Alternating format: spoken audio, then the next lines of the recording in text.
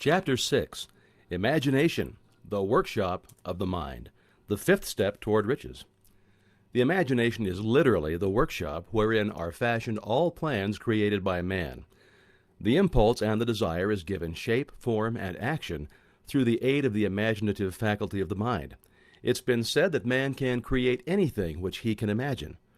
Of all of the ages of civilization, this is the most favorable for the development of the imagination, because it is the age of rapid change. On every hand, one may contact stimuli which develop the imagination. Through the aid of his imaginative faculty, man has discovered and harnessed more of nature's forces during the past 50 years than during the entire history of the human race previous to that time. He has conquered the air so completely that the birds are a poor match for him in flying. He has harnessed the ether and made it serve as a means of instantaneous communication with any part of the world. He has analyzed and weighed the sun at a distance of millions of miles and has determined through the aid of imagination the elements of which it consists. He has discovered that his own brain is both a broadcasting and a receiving station for the vibration of thought, and he is beginning now to learn how to make practical use of this discovery. He has increased the speed of locomotion until he may now travel at a speed of more than 300 miles an hour. The time will soon come when a man may breakfast in New York and lunch in San Francisco. Man's only limitation within reason lies in his development and use of his imagination. He has not yet reached the apex of development in the use of his imaginative faculty. He has merely discovered that he has an imagination and has commenced to use it in a very elementary way. The imaginative faculty functions in two forms. One is known as synthetic imagination, and the other as creative imagination. Synthetic imagination, through this faculty, one may arrange old concepts, ideas, or plans into new combinations. This faculty creates nothing. It merely works with the material of experience, education, and observation with which it is fed. It is the faculty used most by the inventor, with the exception of the who draws upon the creative imagination when he cannot solve his problem through synthetic imagination. Creative imagination is through the faculty of creative imagination, the finite mind of man having direct communication with infinite intelligence. It is a faculty through which hunches and inspirations are received. It is by this faculty that all basic or new ideas are handed over to man. It is through this faculty that thought vibrations from the minds of others are received. It is through this faculty that one individual may tune in or communicate with the subconscious minds of other men. The creative imagination works automatically in the manner described in subsequent pages. This faculty functions only when the conscious mind is vibrating at an exceedingly rapid rate, as for example, when the conscious mind is stimulated through the emotion of a strong desire. The creative faculty becomes more alert, more receptive to vibrations from the sources mentioned in proportion to its development through use. This statement is significant. Ponder over it before passing on. Keep in mind as you follow these principles that the entire story of how one may convert desire into money cannot be told in one statement. The story will be complete only when one has mastered, assimilated, and begun to make use of all of the principles. The great leaders of business, industry, finance, and the great artists, musicians, poets, and writers became great because they developed the faculty of creative imagination. Both the synthetic and creative faculties of imagination become more alert with use, just as any muscle or organ of the body develops through use. Desire is only a thought, an impulse. It is nebulous and ephemeral. It is abstract and of no value until it has been transformed into its physical counterpart. While the synthetic imagination is the one which will be used most frequently in the process of transforming the impulse of desire into money, you must keep in mind the fact that you may face circumstances and situations which demand use of the creative imagination as well. Your imaginative faculty may have become weak through inaction. It can be revived and made alert through use. This faculty doesn't die, though it may become quiescent through lack of use. Center your attention for the time being on the development of the synthetic imagination, because this is the faculty which you will use more often in the process of converting desire into money. Transformation of the intangible impulse of desire into the tangible reality of money calls for the use of a plan or plans. These plans must be formed with the aid of the imagination and mainly with the synthetic faculty. Read the entire book through, then come back to this chapter and begin at once to put your imagination to work on the building of a plan or plans for the transformation of your desire into money. Detailed instructions for the building of plans have been given in almost every chapter. Carry out the instructions best suited to your needs. Reduce your plan to writing if you've not already done so. The moment you complete this, you will have definitely given concrete form to the intangible. Desire. Read the preceding sentence once more. Read it aloud, very slowly, and as you do so, remember that the moment you reduce the statements of your desire and a plan for its realization to writing, you have actually taken the first of a series of steps which will enable you to convert the thought into its physical counterpart.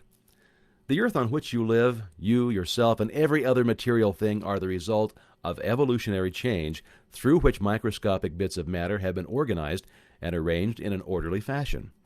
Moreover, and this statement is of stupendous importance, this earth, every one of the billions of individual cells of your body, and every atom of matter began as an intangible form of energy.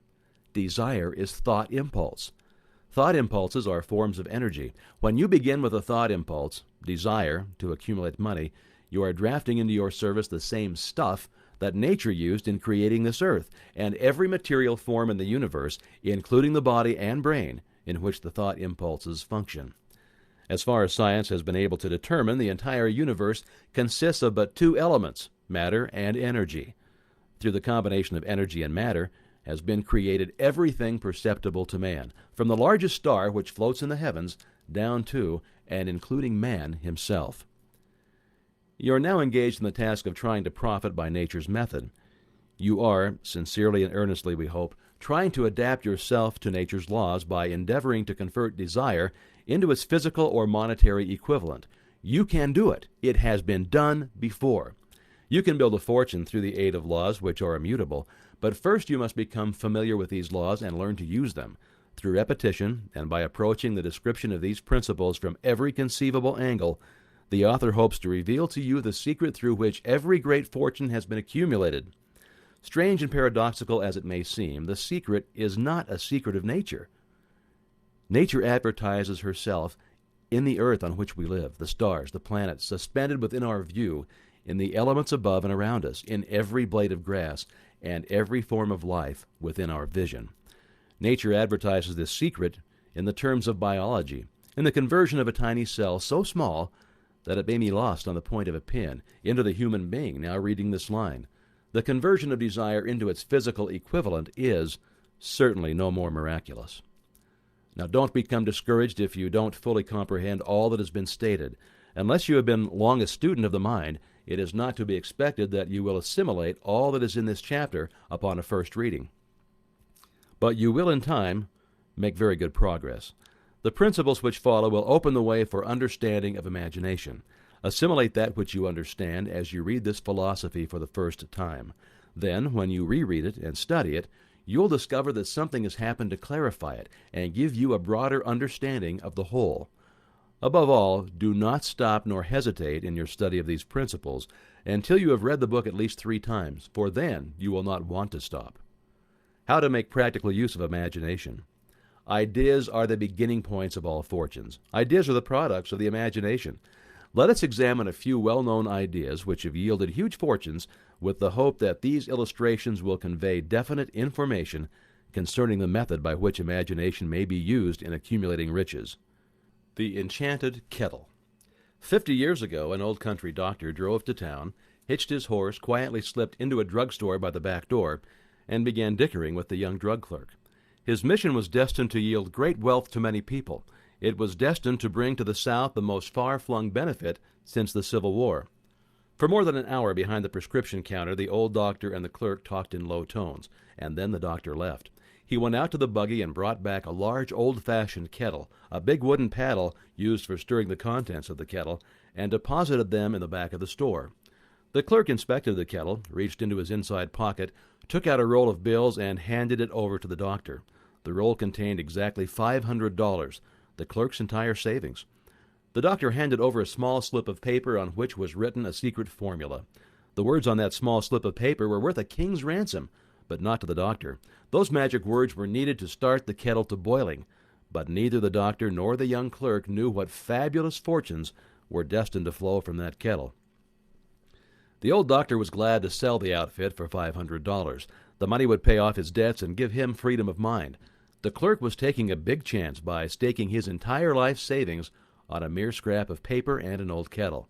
He never dreamed his investment would start a kettle to overflowing with gold that would surpass the miraculous performance of Aladdin's lamp. What the clerk really purchased was an idea. The old kettle and the wooden paddle and the secret message on a slip of paper were just incidental. The strange performance of that kettle began to take place after the new owner mixed with the secret instructions an ingredient of which the doctor knew nothing. Read this story carefully. Give your imagination a test. See if you can discover what it was that the young man added to the secret message, which caused the kettle to overflow with gold. Remember as you read that this is not a story from the Arabian Nights. Here you have a story of fact, stranger than fiction, facts which began in the form of an idea. Let's take a look at the vast fortunes of gold this idea has produced. It has paid and still pays huge fortunes to men and women all over the world who distribute the contents of the kettle to millions of people. The old kettle is now one of the world's largest consumers of sugar, thus providing jobs of a permanent nature to thousands of men and women engaged in growing sugarcane and in refining and marketing sugar. The old kettle consumes annually millions of glass bottles, providing jobs to huge numbers of glass workers. The old kettle gives employment to an army of clerks, stenographers, copywriters, and advertising experts throughout the nation. It has brought fame and fortune to scores of artists who have created magnificent pictures describing the product. The old kettle was converted in a small southern city into the business capital of the South, where it now benefits directly or indirectly every business and practically every resident of that city. The influence of the idea now benefits every civilized country in the world, pouring out a continuous stream of gold to all who touch it. Gold from the kettle built and maintains one of the most prominent colleges of the South, where thousands of young people receive the training essentials for success. The old kettle has done other marvelous things. All through the world, the Depression, when factories, banks, and business houses were folding up and quitting by the thousands, the owner of this enchanted kettle went marching on, giving continuous employment to an army of men and women all over the world, and paying out extra portions of gold to those who long ago had faith in the idea. If the product of that old brass kettle could talk, it would tell thrilling tales of romance in every language. Romances of love, romances of business, romances of professional men and women who are daily being stimulated by it. The author is sure of at least one such romance, for he was part of it, and it all began not very far from the spot on which that drug clerk purchased the old kettle. It was here that the author met his wife, and it was she who first told him of the enchanted kettle. It was the product of that kettle they were drinking when he asked her to accept him for better or worse. Now that you know the content of the enchanted kettle is a world-famous drink, it's fitting that the author confess that the home city of the drink supplied him with a wife, also that the drink itself provides him with stimulation of thought without intoxication, and thereby it serves to give the refreshment of mind which an author must have to do his best work. Whoever you are, wherever you may live, whatever your occupation you may be engaged in, just remember in the future every time you see the words Coca-Cola that its vast empire of wealth and influence grew out of a single idea, and that the mysterious ingredient the drug clerk, Asa Candler, mixed with the secret formula was imagination. Stop and think of that just for a moment. Remember also that the 13 steps to riches described in this book were the media through which the influence of Coca-Cola has been extended to every city, town, village, and crossroads of the world, and that any idea you may create will be good and meritorious as is Coca-Cola, and has the possibility of duplicating the stupendous record of this worldwide thirst killer.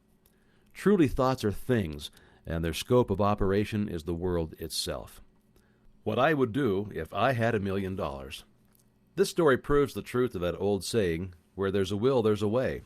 It was told to me by that beloved educator and clergyman, the late Frank W. Gonzalez, who began his preaching career in the stockyard regions of South Chicago.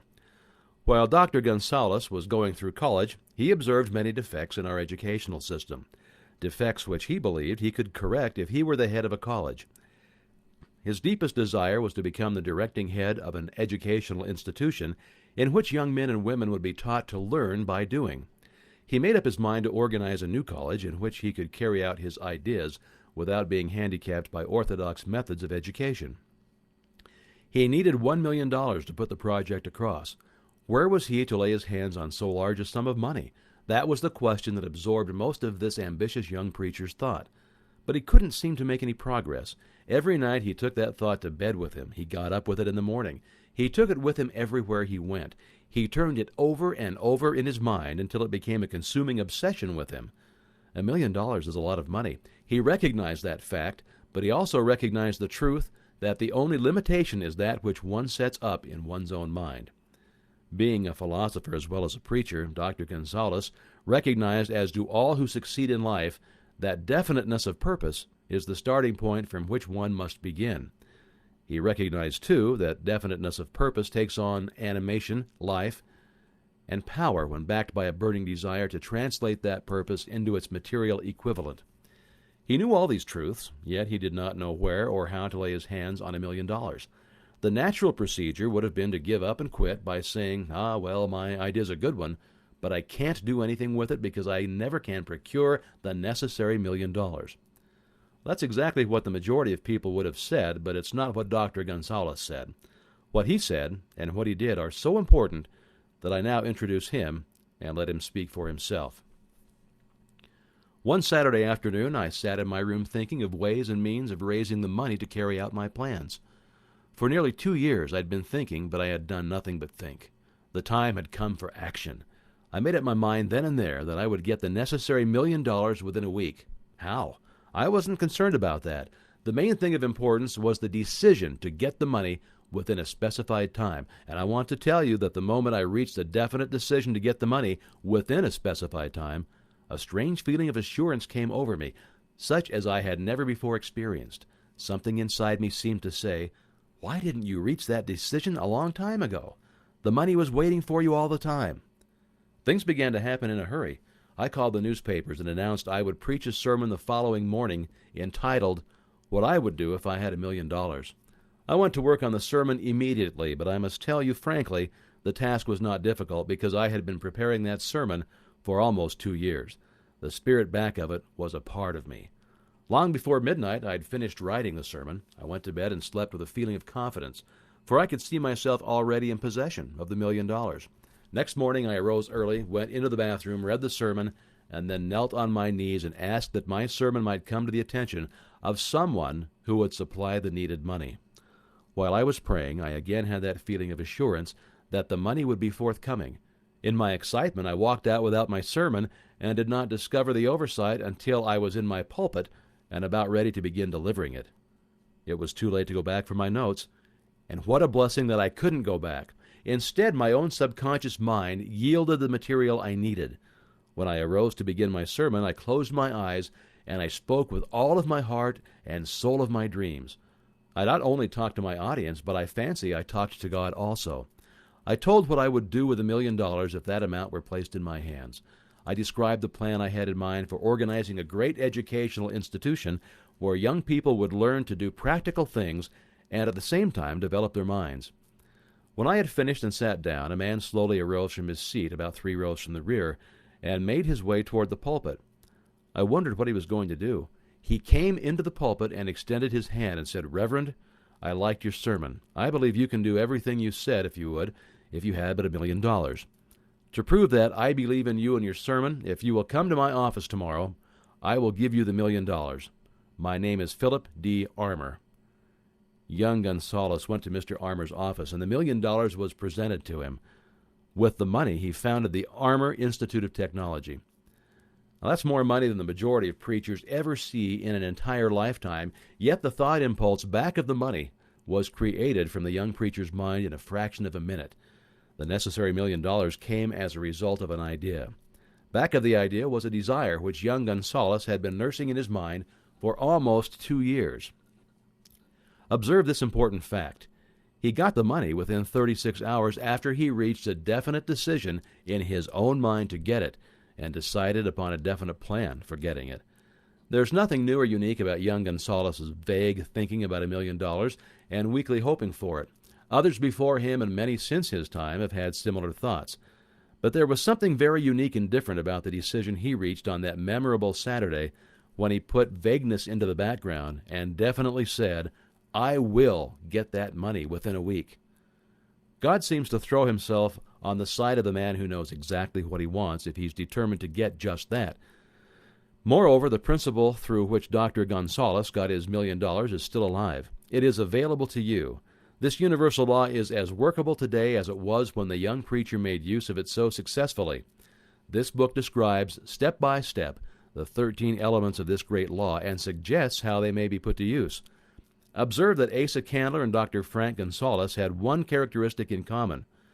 Both knew the astounding truth that ideas can be transmuted into cash through the power of definite purpose plus definite plans. If you're one of those who believe that hard work and honesty alone will bring riches, perish the thought. It just is not true. Riches, when they come in huge quantities, are never the result of hard work. Riches come, if they come at all, in response to definite demands based upon the application of definite principles, and not by chance or luck.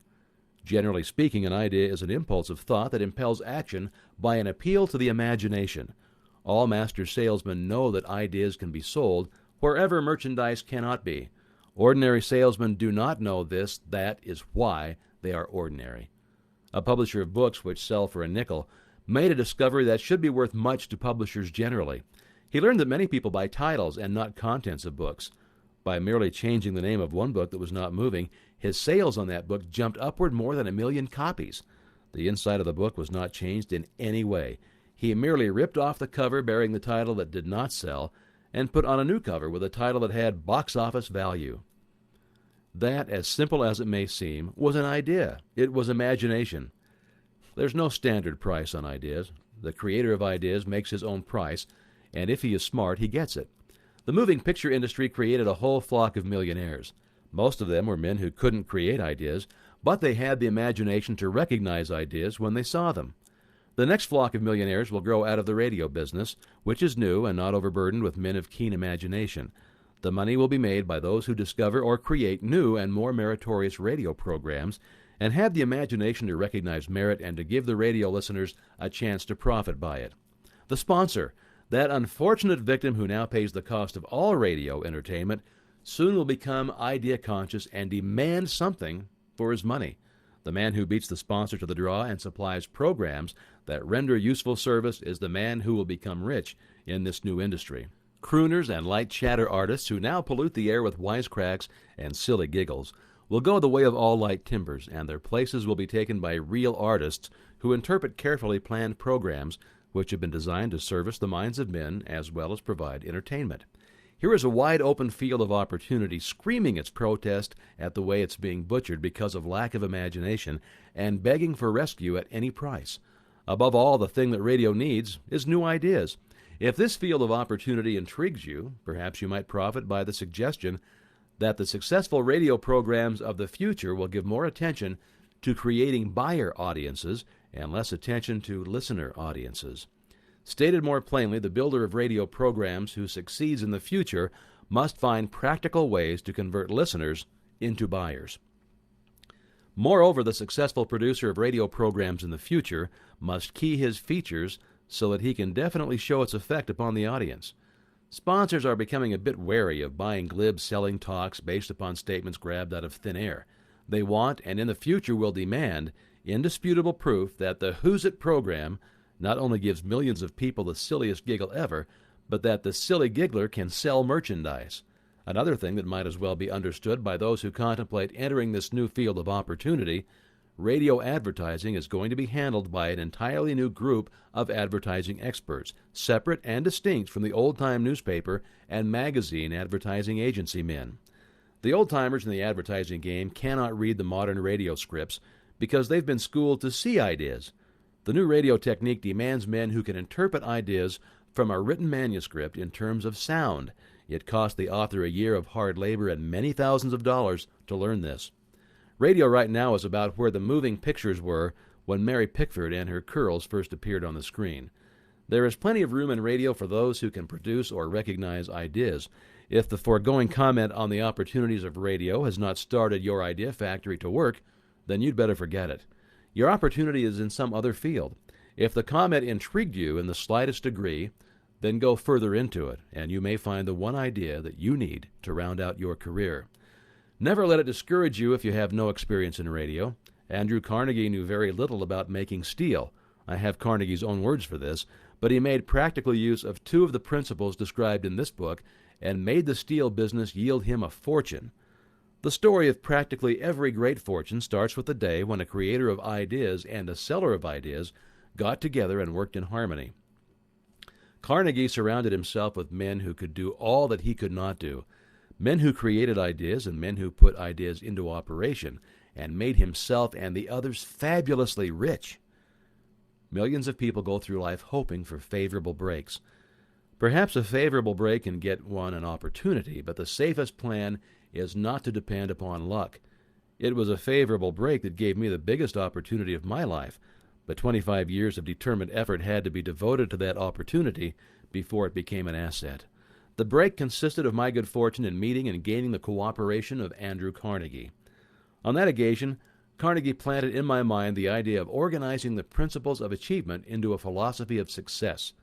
Thousands of people have profited by the discoveries made in the 25 years of research, and several fortunes have been accumulated through the application of the philosophy. The beginning was simple. It was an idea which anyone might have developed. The favorable break came through Carnegie, but what about the determination, definiteness of purpose, and the desire to attain the goal, and the persistent effort of 25 years? It was no ordinary desire that survived disappointment, discourage, temporary defeat, criticism, and the constant reminding of waste of time. It was a burning desire, an obsession. When the idea was first planted in my mind by Mr. Carnegie, it was coaxed, nursed, and enticed to remain alive. Gradually the idea became a giant under its own power, and it coaxed, nursed, and drove me. Ideas are like that. First you give life and action and guidance to ideas. Then they take on power of their own, and they sweep aside all opposition. Ideas are intangible forces, but they have more power than the physical brains that give birth to them. They have the power to live on after the brain that creates them has returned to dust. For example, take the power of Christianity. That began with a simple idea born in the brain of Christ. Its chief tenet was, "Do unto others as you would have others do unto you." Christ has gone back to the source from whence he came, but his idea goes marching on. Someday it may grow up and come into its own. Then it will have fulfilled Christ's deepest desire. The idea has been developing only 2,000 years. Give it time. Success requires no explanations, and failure permits no alibis.